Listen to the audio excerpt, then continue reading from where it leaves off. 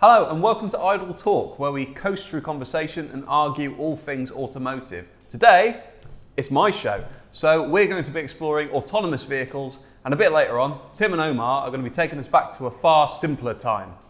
Shall we get on with it?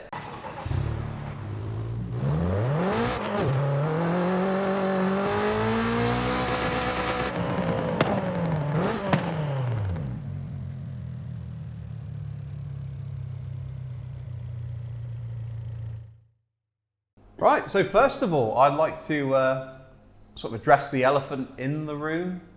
The elephant is the room, I believe. Yeah. So, I'm going to formally welcome you to our new home at the Exeter Phoenix. Look at it, it's like being on Friends or something. It's pretty cool, isn't it? Or just red bricks. I'm so happy to be here. It's so nice. Isn't it? I love all the little red brick and, it's lovely. We've been upgraded. Yeah, upgraded. It's very us. Absolutely.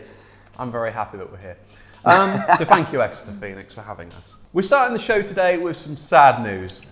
After 13 successful years on sale in Europe, the Nissan GTR is being pulled from the European market. Now, the UK and EU have released some new legislation around sound, and the Nissan GTR, among other cars, has been deemed too noisy. And rather than Nissan saying, okay, we'll make it quieter, they've just pulled it from sale. Yeah. It's been around for a long time. It has been around for a long time. That car has been in production since 2007. It's been on the market since 2009.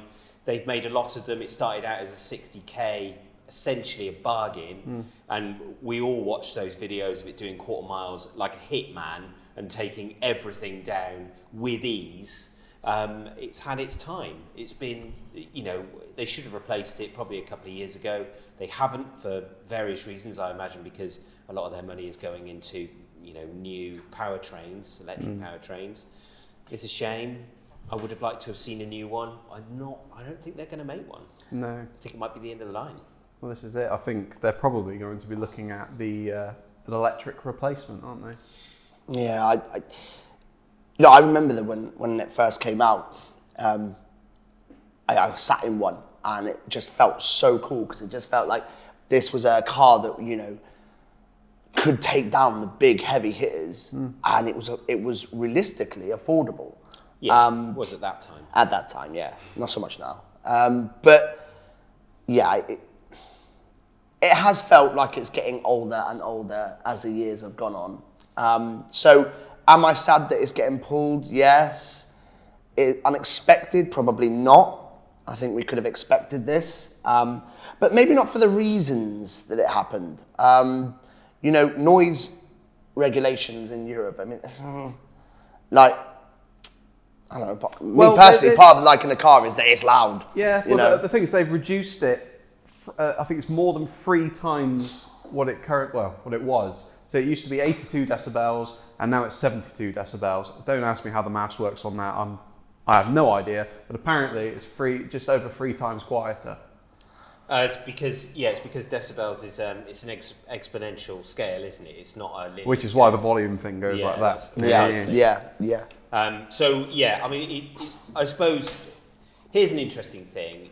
All the dials and all the buttons and all the graphics in it was designed by the guy who did Gran Turismo. Yes. And it was all designed to look like a PlayStation 2. So that kind of dates it, I think. I've still got a PlayStation 2 and it looks a million years old when you look at its graphics now compared to, say, a PS5. So, it's been around a long time. I realise that. I think your imagination fills in the blanks when it gets to that old, doesn't it? Because when you look at like a Gran Turismo graphics, it looks so old from that era, but you remember it just polygons. In 4K. You remember it in 4K. Your imagination fills in the blanks. You go back and you just feel, this isn't what I thought it was. No, this is not why I remember it being. Yeah, exactly. But it's a sad day though because I did like the GTR. That's it. So it's lasted really well. Yeah. So the average product cycle of a car is about 7 or 8 years. It's been around for, as you say, nearly twice that. Yeah. And I'm sure that Nissan will soon bring out a replacement.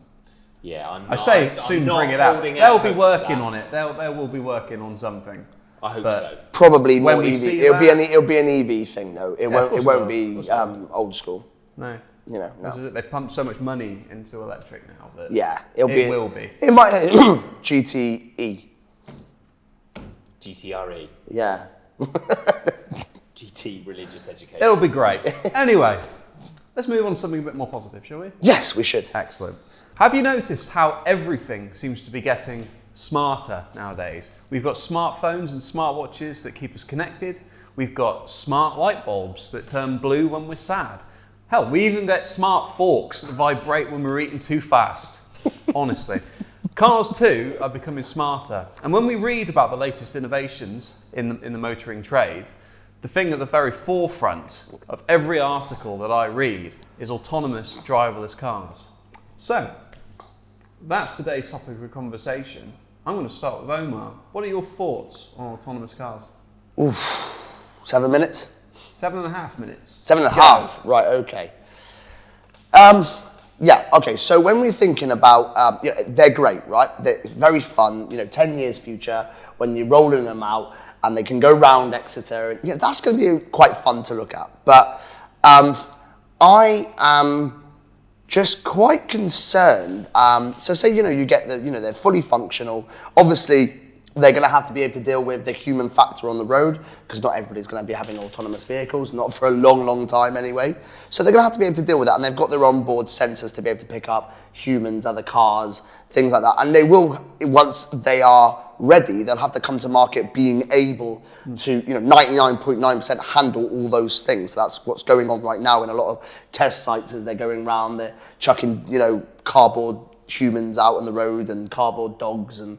Yeah, I suppose the difference is that we accept if a human being makes a mistake, and we know that human beings are going to run each other over every so often, whereas if a machine does it, instantly we've got to retract all of the tech. Well, that's so it. It has to be 100%. That's it, yeah. So, but this is really. But then this goes into a wider thing, which was covered on BBC News actually, which was the infrastructure, the national infrastructure that will need to be looked at. So we're not talking about, the odd road here, the motorways or something, or the A roads. We're talking about every single road, from the motorway down to the little dirt road that you go down behind your grandma's house. Like, every road that car could possibly drive on will need to be kitted out with infrastructure changes that will enable these cars to function more accurately and better. And I'm just thinking to myself, that's a huge undertaking.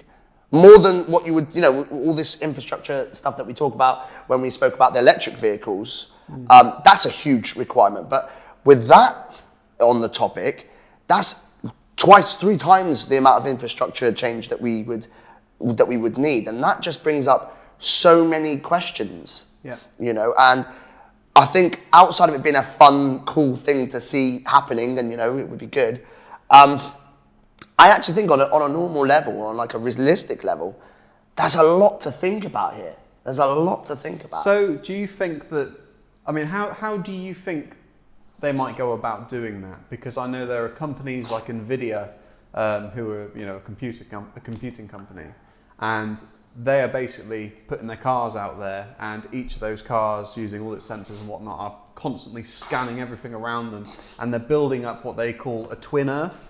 And that is, creating a perfect replica of all of these roads so that these cars know exactly where they're going and how to navigate them. Yeah. So do you think that on a mass scale would be the best way of doing it? I think that's mental. It is. Absolutely mental. I don't know whether you've seen on the news, but there's a road just outside of, I think it's Cheltenham, where it's completely subsided and it's gone all wavy basically in the night, and because half of it's slid down the hill.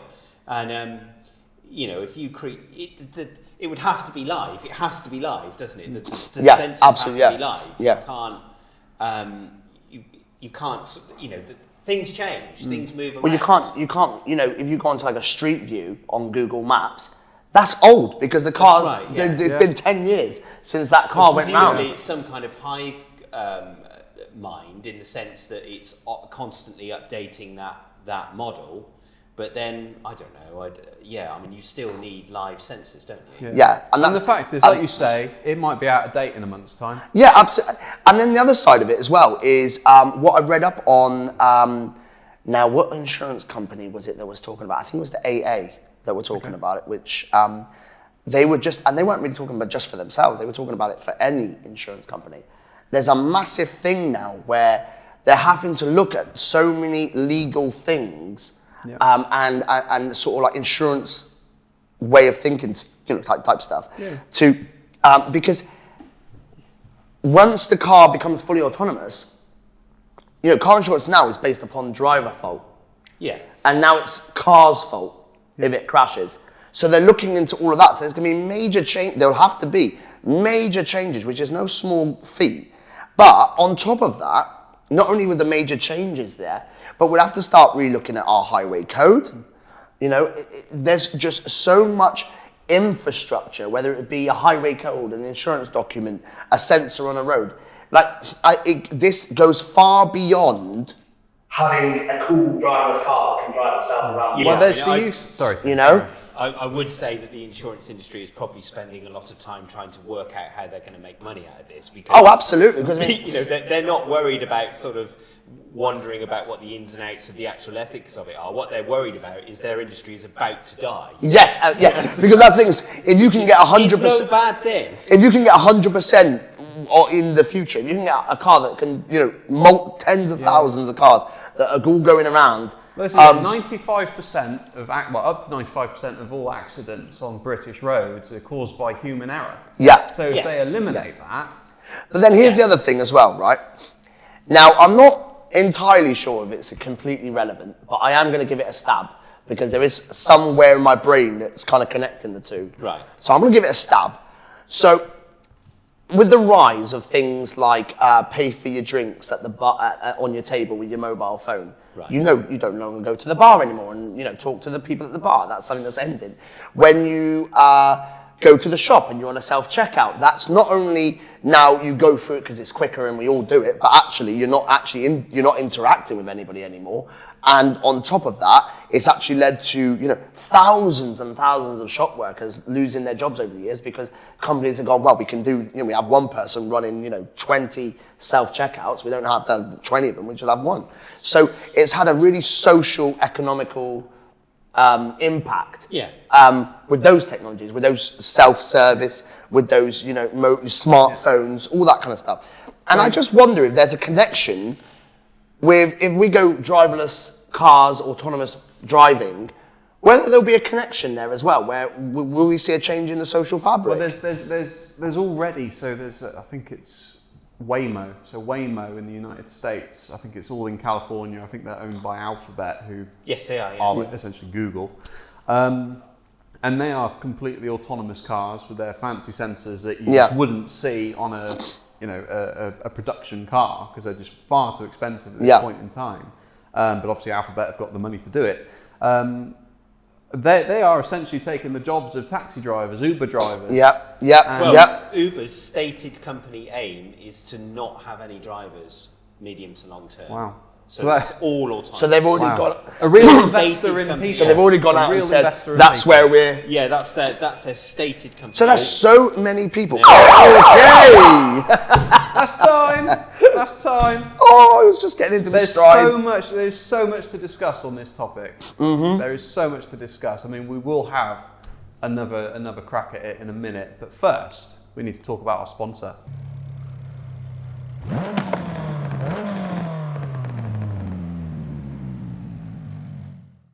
ECU remaps are a thing that are becoming more popular. There are economy tunes, performance tunes, or a mix of both. Fill Speed Engineering offer quality assured remaps for your vehicle on top of other specialist services. So when you go to get a quote, don't forget Totally TR 101. This code will get you 10% off all work done. So why not check out Fill Speed Engineering and see what they do on Facebook and Instagram.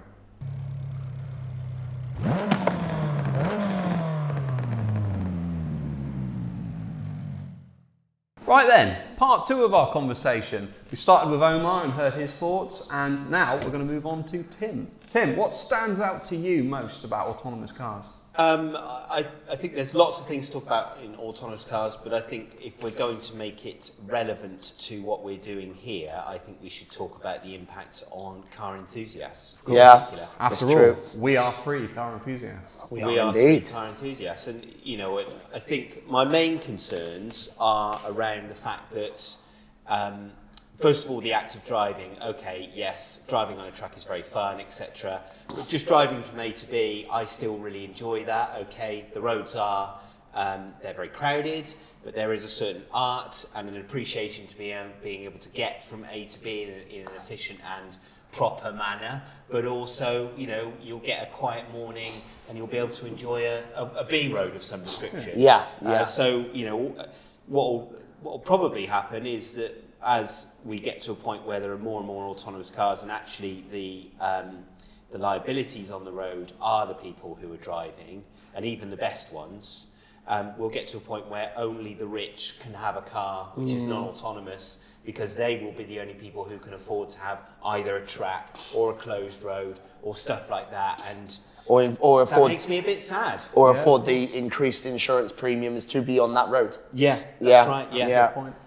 That's a very, when you put it like that, Tim, that's actually quite a somber moment. It's quite upsetting actually, because I love a B road on a Sunday. Yeah.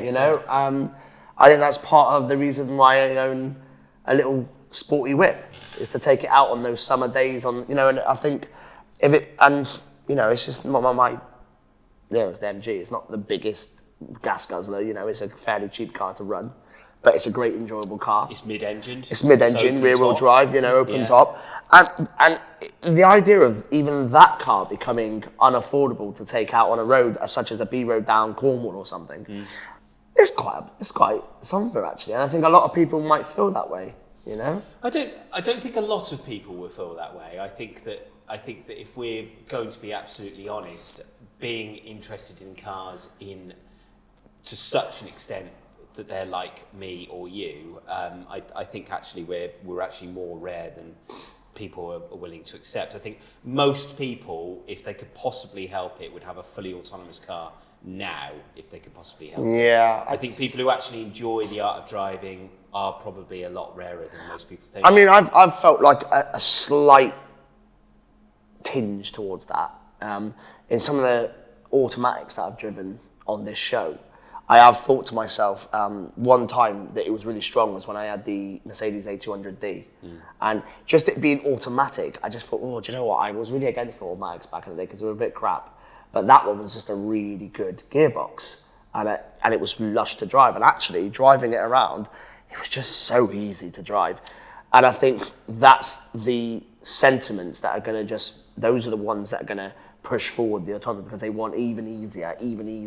Yeah, and part of my day job is driving people around in a Mercedes, and for the amount of miles that I've done in the past and the amount of miles I'll likely be doing in the future, obviously you want something as comfortable and as easy to drive. My commute, for instance, at the moment, I'm about to change job, but my commute is from the centre of Bristol out to the outskirts of Bristol, and it's only 6 miles, but some days it takes 40 minutes. And I've got a Ford Puma with a wonderful little manual gearbox in it, but it's horrible during that 40 minutes. Yeah. It's a horrible place to be. And if I could automate that commute anyway, then I would. Yeah, absolutely I would. But then, unfortunately, it does mean that I have to give up all of the other stuff. That's the thing, is you've got to balance that kind of, would you give that inch?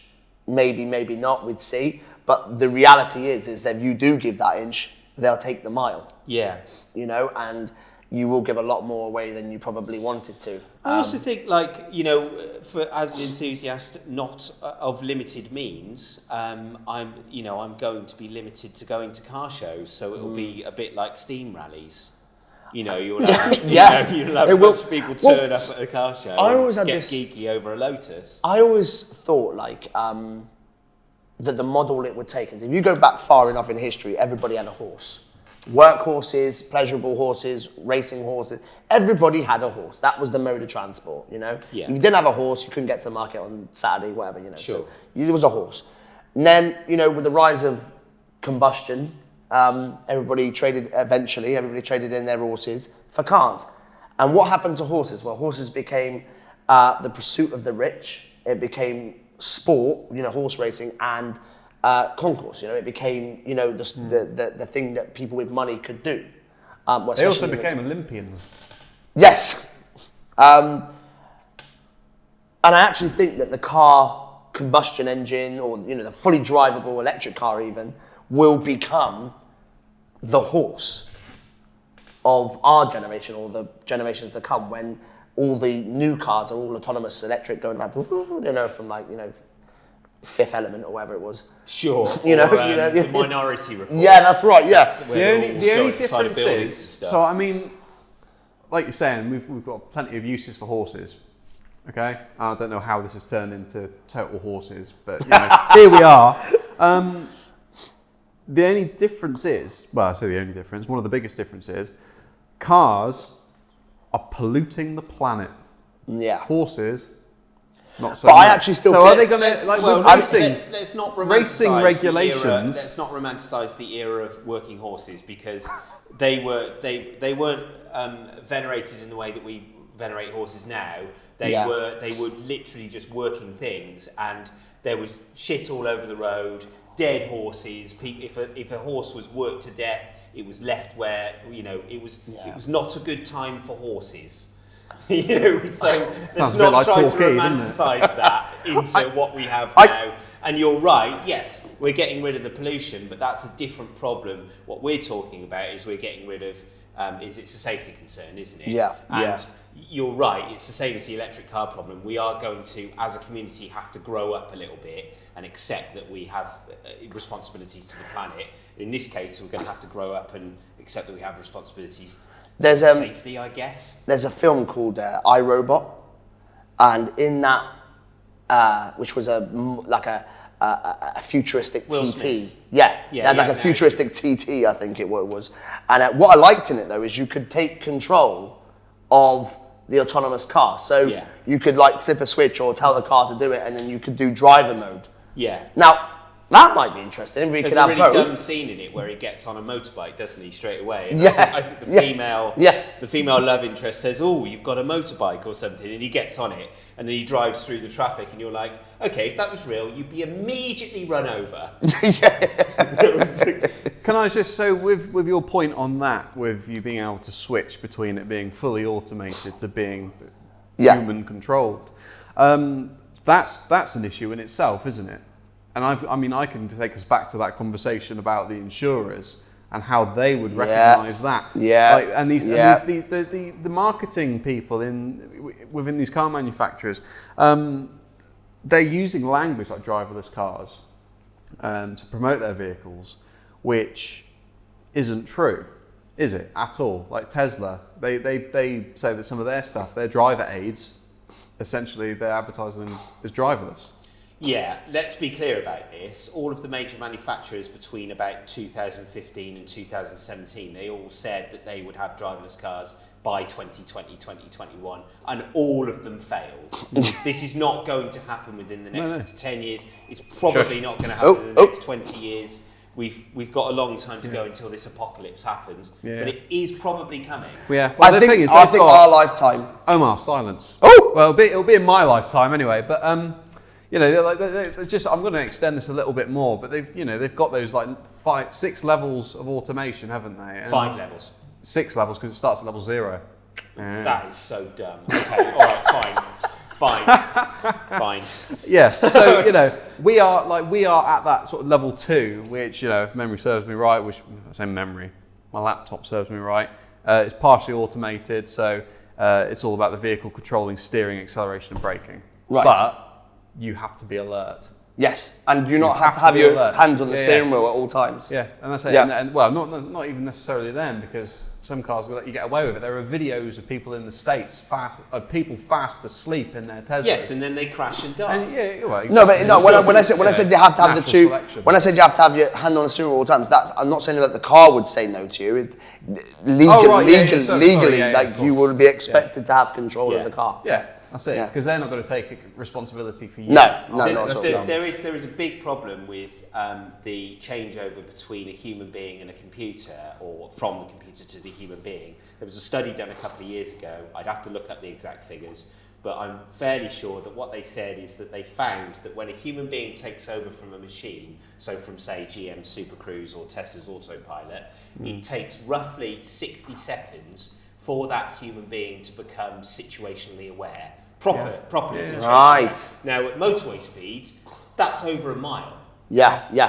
So Well, it's interesting. When you spoke about, in one of the last panels we did, I brought up the reaction times done by the survey in regards to Android Auto and all that kind of stuff with the mobile phone argument we were having, and we all agreed that the reaction times there were towards the end of that survey were terribly bad, and yet that was nowhere near 60 seconds. Yeah. That was nowhere near 60 seconds. Is a maybe, I think we got up to maybe 30, 35 or something. So that's double of the worst one that we had. So that's scary. Yeah. That's probably best case scenario as well, isn't it? Yeah. Because once you've switched off, you've switched off. And that's also in a test lab as well, and people Yes, react differently in the real world. Yeah, because they think, I'm going to get it, I'm going to trick It's a the little system. bit terrifying. Hey ho. Anyway,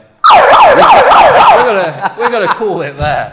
We went over by a couple of minutes, but it's very interesting and there's lots to talk about. So if you do have anything to share or say on the topic of autonomous vehicles, please do comment below and share your thoughts. We'd love to hear from you, and we'd love to get into a conversation with you about it in the comment section.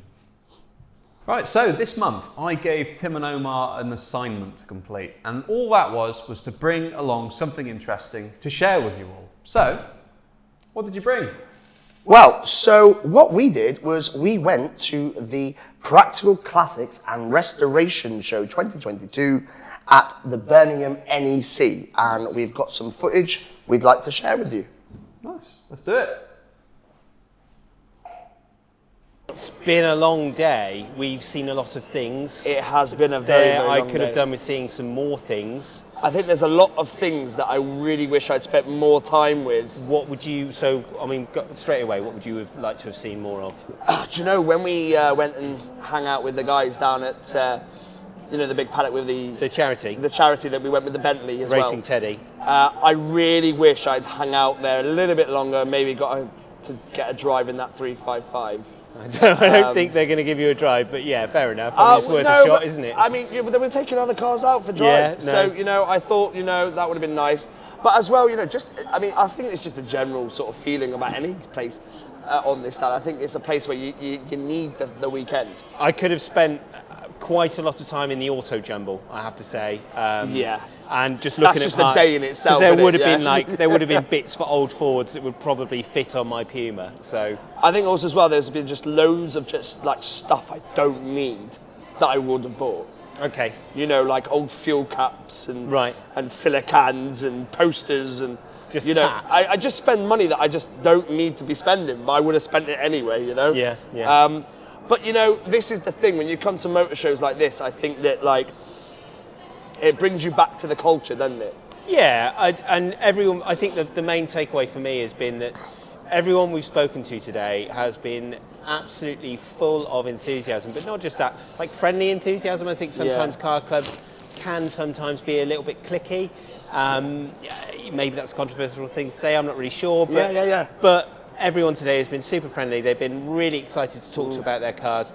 The guy who we filmed his Lotus XL earlier on, which is a really special thing, he was so made up that we were excited about it. He was so happy to show us around it.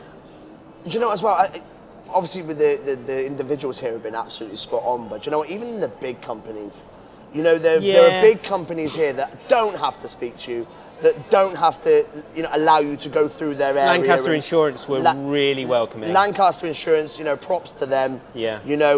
We're kind of related in a way because we're insured by Reese Motorsport, and that's Sure, the sister yeah, company of Lancaster. yeah. So we're kind of related to to Lancaster. Kind of. I mean, they didn't have to give us the time of day. No, and they exactly, did. and they It was really did. nice. And more than that, they allowed us to go and do what we needed to do. Yeah, and then we mucked around in one of their police cars. And then we mucked around in one of their police. Well, I mucked around in one of their police. That's right. cars, Yeah. That is true. Yeah. The problem is that's like putting gasoline on a fire for me. Okay, well, noted for the future then. Okay, so all right, so let's try to wrap this up. Yes. Favorite car of the show? Favorite car of the show? Do you know what? The Dino. Okay, so the Dino convertible, The Dino, yeah. Spider that we saw earlier. Yeah, on. absolutely. I mean, I've never driven one. I hope to one day drive one, especially on the channel.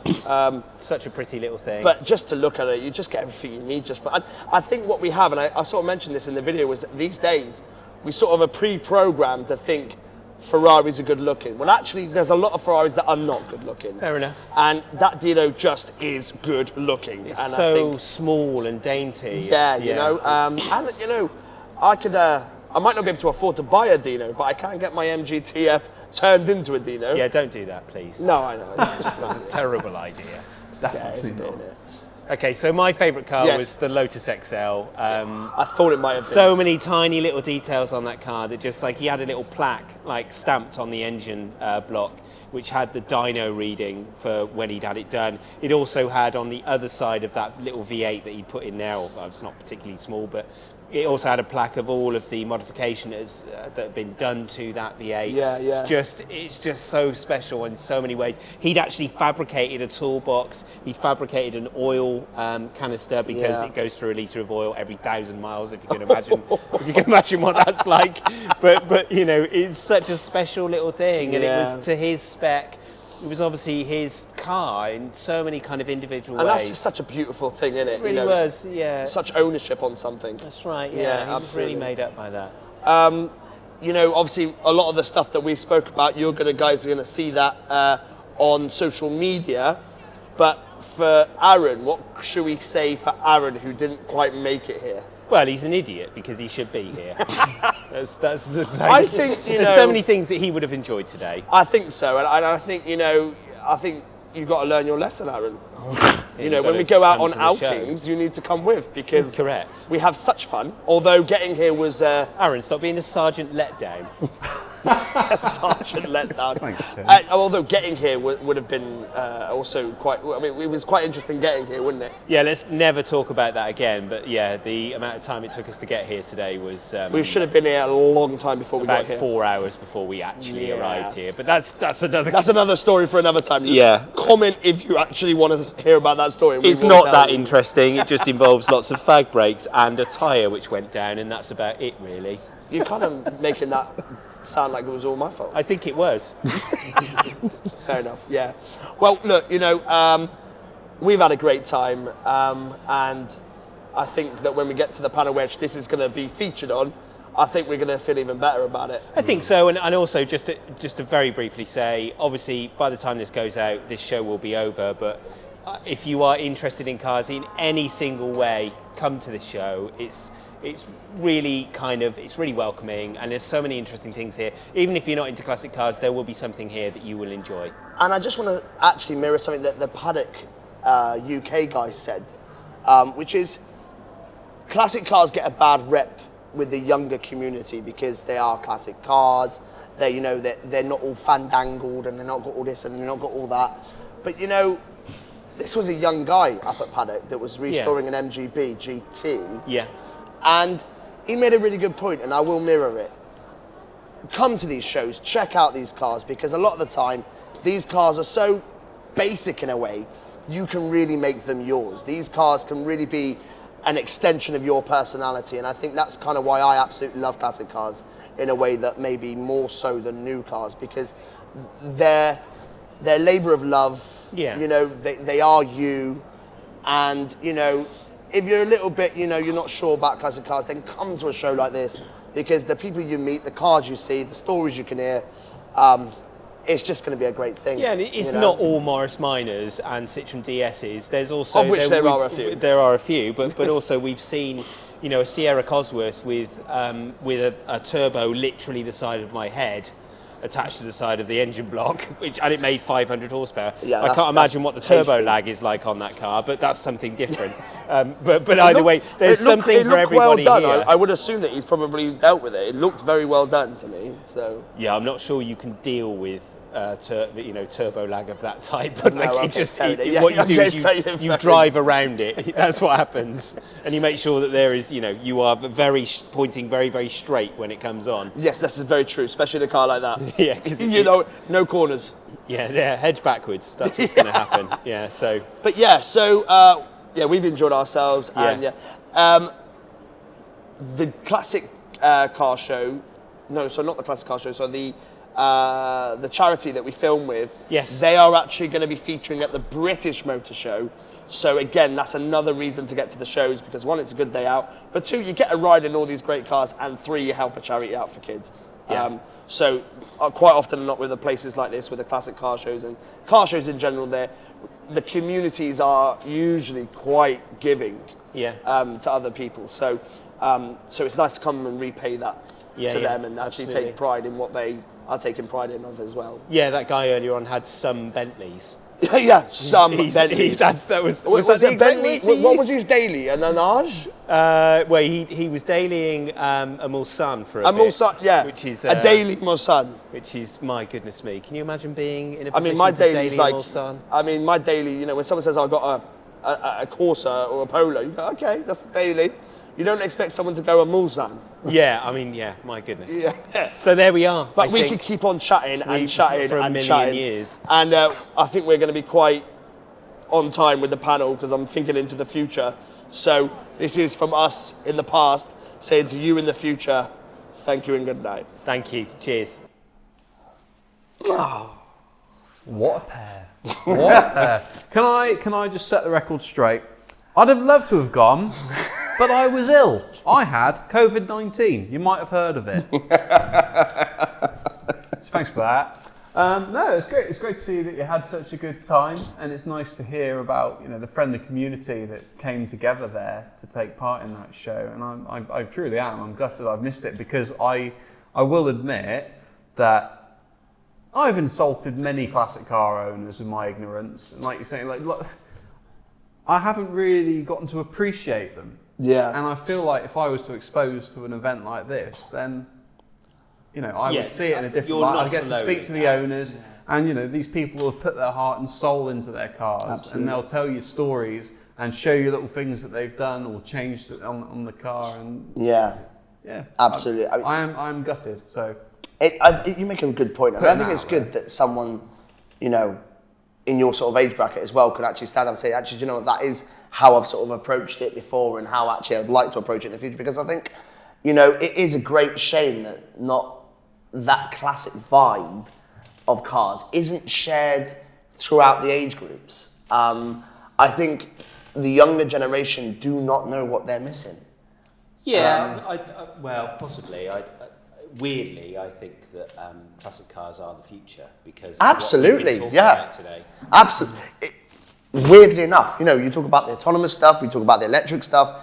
These classic cars are just, and we're not talking about, like what we said on the show. You don't have to talk about, a 1940s, or whatever, Talbot or Benz something. paint wagons. You don't have to get like a Talbot from 1930s or something, But even something like an R33 GTR is going to be exactly, is yeah. classic now.